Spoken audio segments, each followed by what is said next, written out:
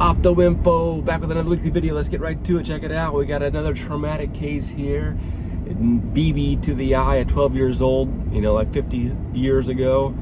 Developed a cataract and was referred to me for surgical evaluation to fix or not to fix the iris. That is the question. Looks like he had a sector, at some point, he had, from the trauma, I'm thinking he had that peripheral iridodialysis.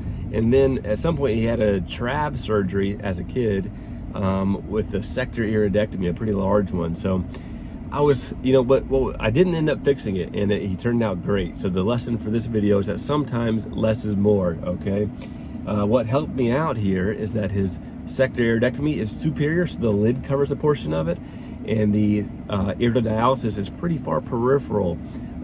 So those two things are critical in reducing the rate of dysphotopsia. So most of his complaints, or all of his complaints really, you'll see in the post-op interview, that were from the cataract, which is denser than I expected. So you see here I was fumbling around with it. My chops didn't propagate because of that posterior plate. I ended up going in with a couple of choppers to separate one quadrant here. Finally, I can wolf down a significant portion of it to where it's manageable, but you can see I was struggling with it. I think it's nice to show a case where I struggle a bit, makes the channel more authentic, right? More realistic. And another side nugget, again, not the main point of the video, the point is less is more sometimes. But look how the bag, or the cortex in the bag, is coming up. Even when I go in with the IA, usually it inflates. And look at that, look at, so what does that tell you is the point. And look at that brown thing, that strand coming to the IA tip there. That's vitreous coming around the bag. In the area where he has the iridodialysis, he's got zonular dialysis as well.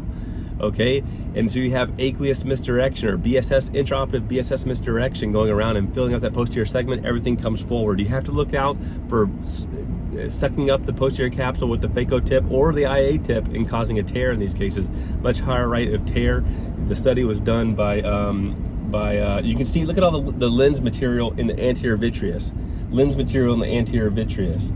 That's another sign that that fluid was going to the back around the zonules. That's by Mal Eugen. I'll link a video to his video. I'll put a link in for his video. How do you like this eye? Here we go. The left eye? Yes.